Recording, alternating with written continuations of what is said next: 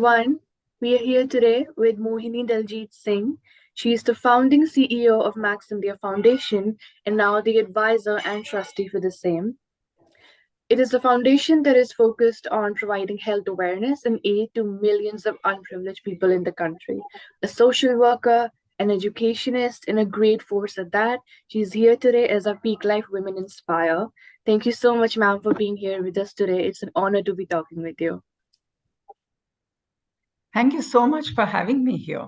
It's indeed my honor and privilege to be able to speak with you and talk about myself and what I've done. Thank you, ma'am. So, starting off, please tell us, how did your journey with working for the social cause began? Was it something that you always dreamt of? Well, actually, yes, it's very interesting. As a little girl, I was very fond, still am. And one of the first things that I was inspired with is, Little Women by Louisa Alcott, where I read Right. all the books. And when I read Jo's voice, I was fascinated with the idea of her starting an orphanage. And I could visualize myself in a setting of a beautiful big farm and having lots of children run around. So this vision of starting an orphanage was there very early. Another author, which I got very inspired with, there was this biography of a Dr. Tom Dooley. I think he was an American, probably missionary doctor who went to China. And I read on to go out and work for the poor. So these were some of the things which I got inspired in the very early days of life. And then as a boarding school child in about class 8, 9, I started by teaching the servants' children. It was a Catholic school. I'm from to Lucknow.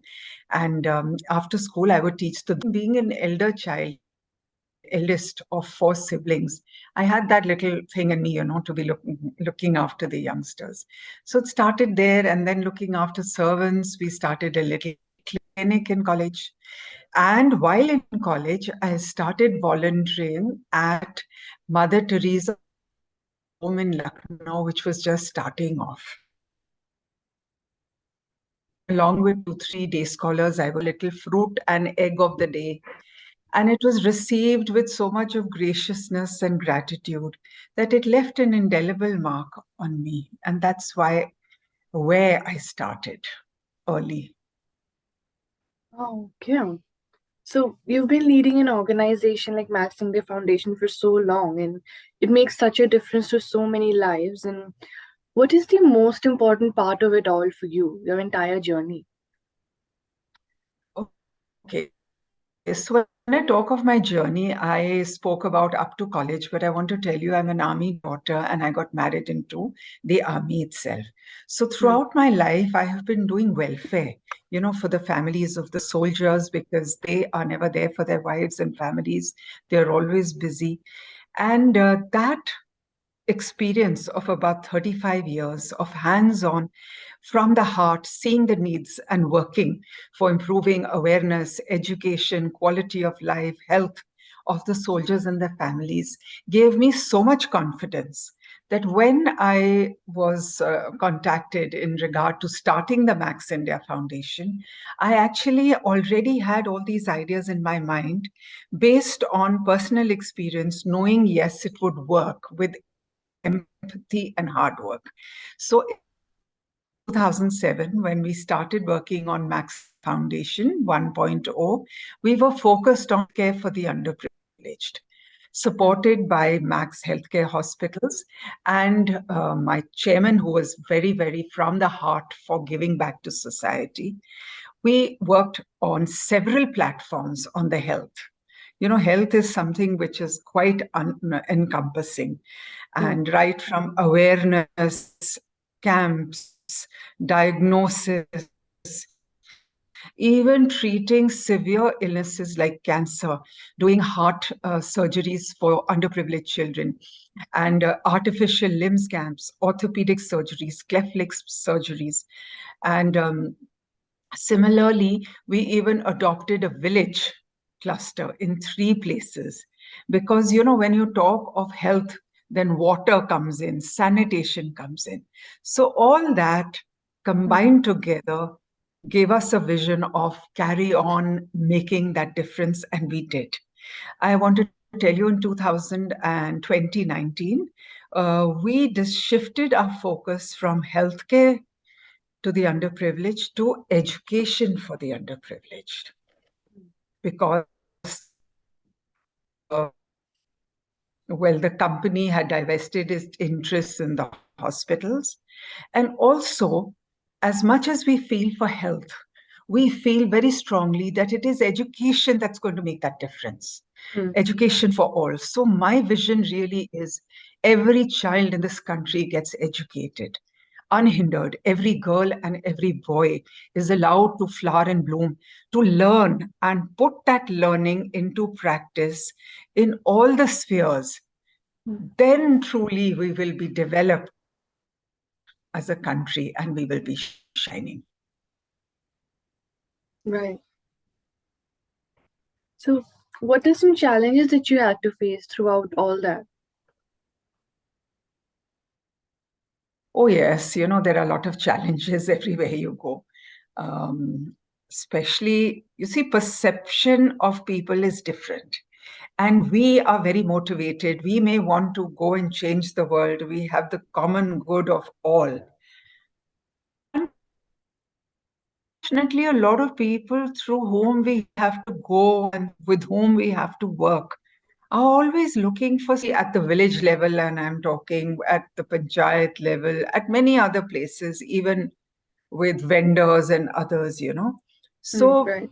I must say that there are a lot of people who are really give from the heart and who are keen and willing with you. But then there are a lot of people who are always talking money first, who are always trying to raise costs and prices, who are always trying to see what they can get into their own pocket. Or when it doesn't suit their purpose or they don't see your vision, then it can be quite trying. And it's difficult to persuade people to be able to volunteer without always trying to look for personal gain. That is one of the big things. And always to see, to your point. Another big challenge is to break old ideas Mm. and to break the thought process, like in the villages, the women, the men, when you have to enlighten them. But they are now so fixed to those ideas with which they are bound, that we can't do this, we can't, oh, a woman can't do that, a man can't do that, or a man can drink and smoke as much as he wants, but he need not give the woman enough money to spend in the house. We used to see that because when we used to go there to spread a lot of awareness and also to talk to them about saving, the women always came and told us, ma'am, come when the men are at home because they are the ones who need all this. We understand we have to save, but they don't even give us enough money. For them, it's okay to be drinking. It's okay. So these age old norms, I won't call them traditions, but really bad habits, are difficult to break. And Mm. people think that, we have come from outside and we are trying to women too much to empower them. So often men don't like that. And, or we are trying to get the women away from their pardas and from the, Mm. you know, confines of homes, a lot of social norms and other considerations which have been a challenge all through. But nonetheless, we sort of marched on. Yeah. Mm. That's great.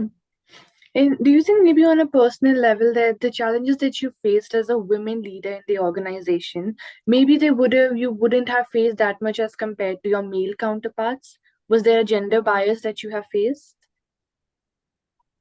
Um, well, to some extent, yes, I would say it took me much more effort, especially in the beginning, within the organization and outside, to make people take me seriously. They Mm. take men probably more seriously and they think women perhaps are not. And I came from a somewhat high level, as my husband had commanded, retired at a rather senior position in the army. And people thought that, I mean, what kind of work will she really do? I mean, is she hands on? Will she do it? Or is this, she lives in the cocktail party circuits? But I think no sooner had they seen me that I lead personally from the front. But yes, it was an effort. And also outside, when you talk to the bureaucracy, you have to put your foot down much firmer. But it never, I feel personally, I mean, I don't know if I'm being gender biased, but I think in the social sector, I think the compassion of a woman, the empathy goes much further. And I think, personally, I think I did much more than perhaps a man would have done in my place. Yeah, I can see that. So, on the flip side, what are some achievements or milestones that you are most proud of? Like something that stands out for you? Yes, a lot of them, Please share with us. Actually, each milestone, I will say a few of them. One of them I must say from my army life, which I always remember just when my husband was retiring. Before that, I had started a channel, a TV channel on the local network in one of our cantonments in our last posting. And that became a very effective means of communication to all the officers' wives, JCOs' wives, families, soldiers on the station. And we used to interview a doctor every week, and he would talk about the prevalent illnesses. We covered every event, particularly what happened in the children's school, the nursery school, and we aired it on the TV at night so that parents who are not there could see it, the children could see themselves, fathers who don't have time to go to the school see everything. We did garden competitions, put the results on that. People could see the prize winning gardens, and they were interviewed. During Diwali, we had cook shows from different parts of the country, and even Jawan's wives demonstrated, different specialities from their region. And it was all live and it could be seen. So one day I had gone to our studio and I met a lady who'd been quite active. And she told me, "Ma'am, I'm very happy that you have come today because we are leaving and we are going away to Binaguri." I said, "Oh, what will you do there?" And she told me, "Ma'am, after what you've taught me here, I can do anything." And that's one of my moments I can never forget, because she felt truly empowered. She had written her pieces. She had come onto the TV. She had just was a JCO's wife. I never thought she would have the confidence to speak and to do that. And she felt so fully confident having been a part of the TV channel. So that is one of my moments which I can never forget. I felt, okay, all the work we've done has been worth it. Then, Yes. we also got a lot of children with congenital heart problems. We got them operated at our cost in the Max Hospital, where they got quality care. And some of those who, and I would inevitably get emotional when I went to meet the family.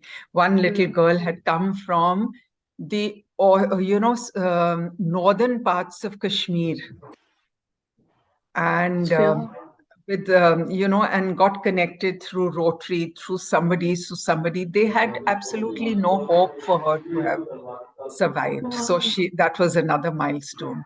Another Wow. was cancer. When we had a girl with cancer in Chandigarh, who was about 12 years old, and we could.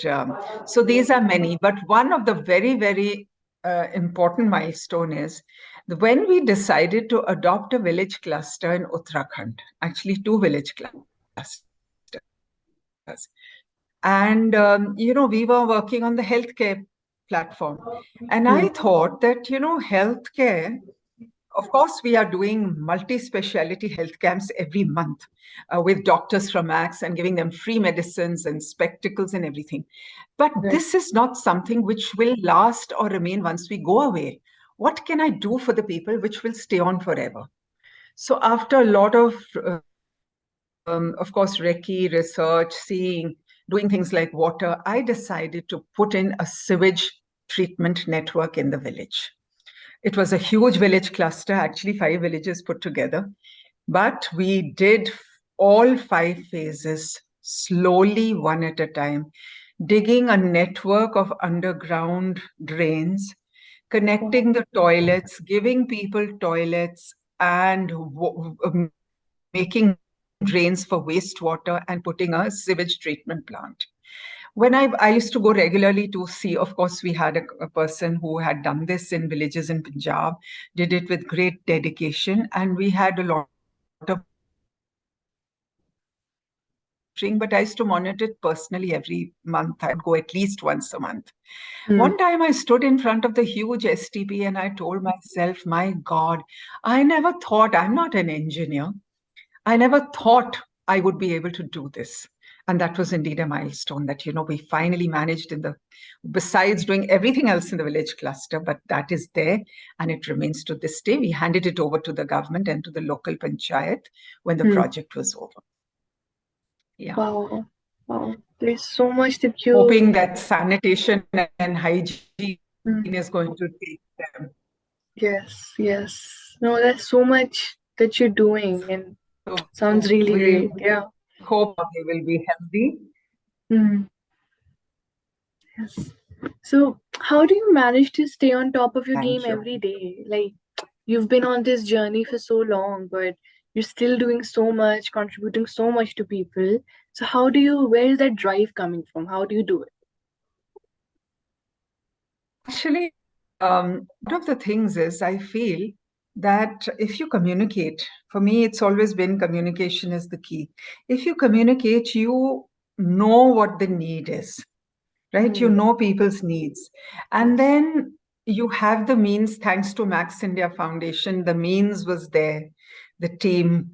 And my drive and empathy, I had the confidence and I would say conviction. Mm. I have the conviction that yes, we can make a difference, and we did it. And in 2019, when I transited to being a trustee, an advisor, at the same time, Max India Foundation went into 2.0 phase, Mm. which is education, and now we have on this. I am an advisor and a trustee, and we still have miles to go because we meet regularly. We see we are now working not operationally on ground, but we are working through very credible NGO partners who have been in this work and doing it.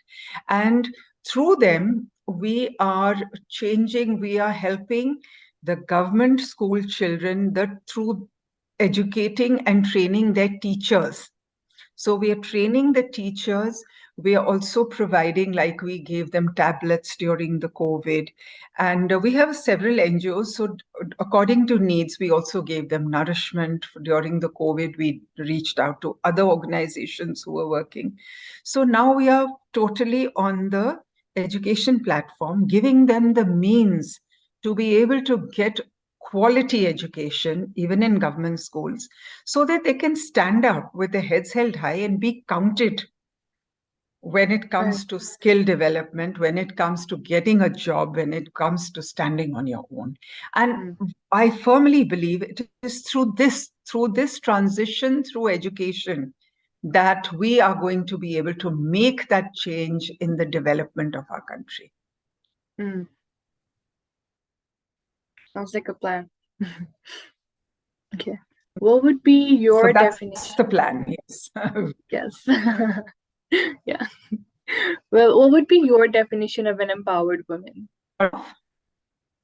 Okay.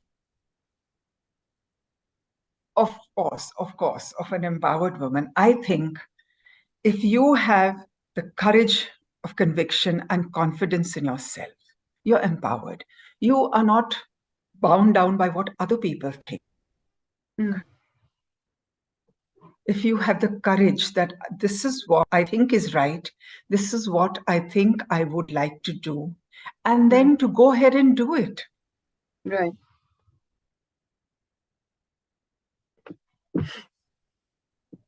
That yes, I can do it. Because, life is quite a challenge. I don't have to go out to change 5 million with the if you are a partner. There are challenges for women in every sphere. You have to know how much to move, when to move, what to do. So I think a basic education, a sense of values, which is vital, that those values are the ones which are going to give you your courage of conviction. They are going to lead your goal, your path towards your goal. Yes, this is what I do. These are my values. These are things which I value. And value does not mean that you have to only be looking at the underprivileged or any such thing. Values of life. What is important? What is the higher goal? And if you have that, which you have learned, I think, at home, at school, and as an individual, by reading, by educating yourself, and by learning from social people, society, from people you interact with. Learn, learn, learn. I have to tell you something interesting here. That, when I got married, I was all of 20. I had just graduated. And though I was one of those,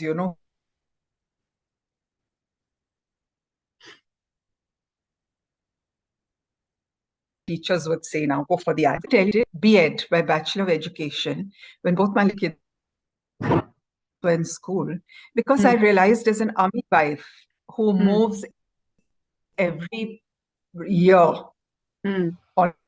almost, the one good thing you can see, because there's a need for teachers. And with my education as a Loreto Convent student and Loreto College, and the exposure that I had been in England as a child, I thought I had a lot to give. So I did my B.Ed, and not for many years. Now, during this journey, when my children went to college, in fact, my son just joined college, I decided that if I'm teaching, I also want to teach higher classes. Because the way we were taught our Shakespeare and our English in school, I can definitely teach the higher classes. So I decided to do my master's. And I did my master's while my children were in college. And this example I gave to all the army families whenever I met them. And I used to tell them, paro, paro, if you've done your school, do college, do inter, do high school. If you have done college, then do your B.Ed, do a training job, do something.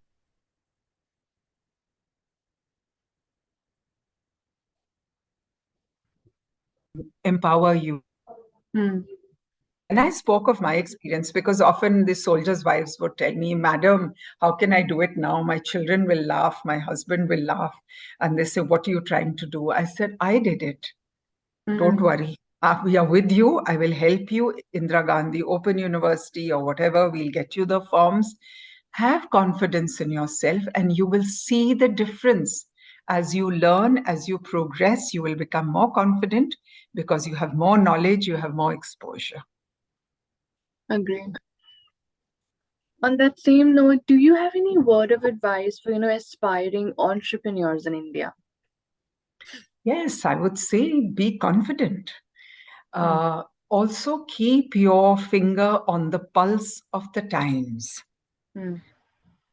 Empathy is very important. Be compassionate. Know your employees.